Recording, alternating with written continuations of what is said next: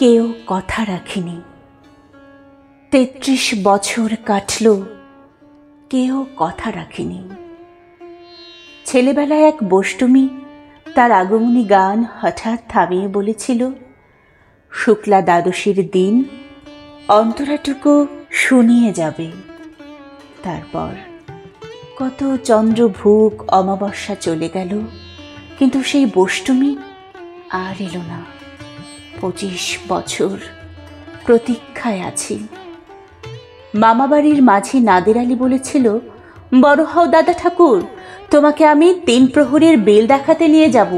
সেখানে পদ্ম ফুলের মাথায় সাপ আর ভ্রমর খেলা করে। নাদের আলী, আমি আর কত বড় হব?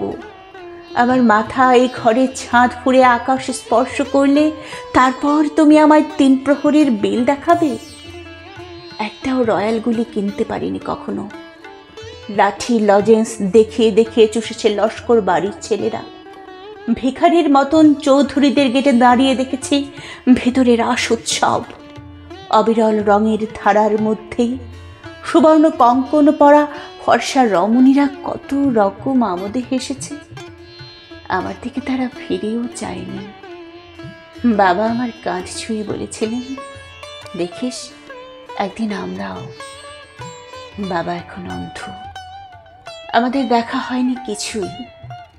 সেই রয়্যালগুলি, সেই লাঠি লজেন্স, সেই রাস উৎসব আমায় কেউ ফিরিয়ে দেবে না। বুকের মধ্যে সুগন্ধি রুমালে রেখে বরুণা বলেছিল, যেদিন আমায় সত্যিকারের ভালোবাসবে সেদিন আমার বুকেও এরকম আতরের গন্ধ হবে। ভালোবাসার জন্য আমি হাতের মুঠোয় প্রাণ নিয়েছি।